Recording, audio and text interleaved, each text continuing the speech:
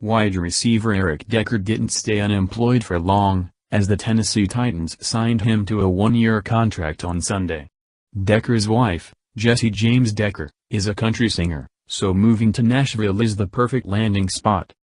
Oh, right, you're here for the fantasy football impact.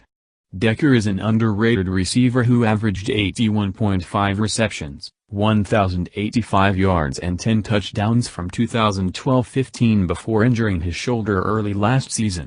He was just about as productive with Ryan Fitzpatrick and Geno Smith as he was with Peyton Manning.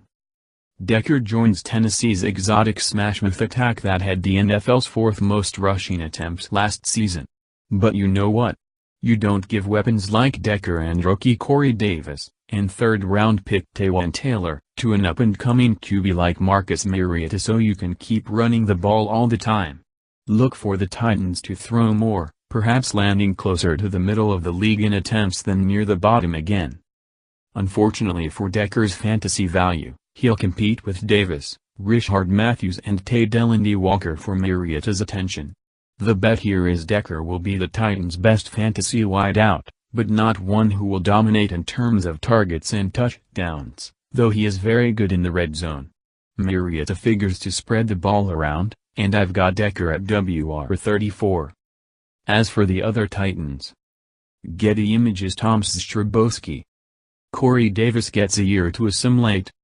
Corey Davis gets a year to assimilate. Davis was the 5th overall pick in this year's draft, and should be an immediate contributor. However, with Decker, Matthews and Walker around, Davis won't need to be an alpha dog right away. He's my WR38, though the potential is higher. Next year will be much better for fantasy Corey Davis. Copyright The Associated Press. All rights reserved. AP. Fantasy bummer for Rishard Matthews. Fantasy bummer for Rishard Matthews. Matthews appears to take the biggest fall after going 65-945-9 last season. Many astute observers have pointed out that the 2016 Titans ran fewer 3-wide sets than any team in the league, but as we mentioned above, the acquisition of talented personnel can change things. Still, I've got Matthews slotted at WR50. If you took him in an early draft, you'll probably be disappointed. Prod. Delanie Walker hangs in there. Delanie Walker hangs in there. Like the wide receivers, Walker will probably lose some targets due to the plethora of options, but I'm only dropping him from TE6 to TE8, behind Zach Ertz and Eric Ebron.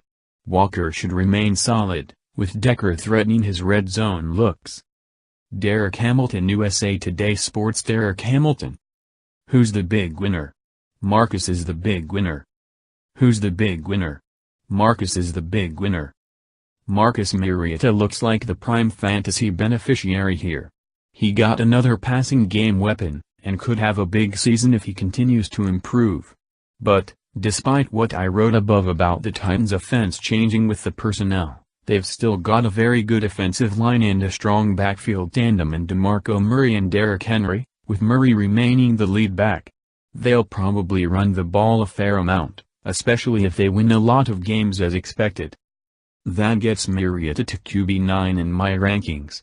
I suspect that most others will have him higher, meaning that I won't own too many shares. If you're looking for a reason why Mariota could explode, Mularkey has been a head coach or offensive coordinator for 12 full NFL seasons.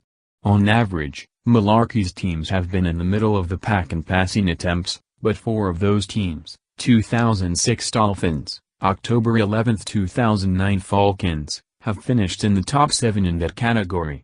He's turned quarterbacks loose before.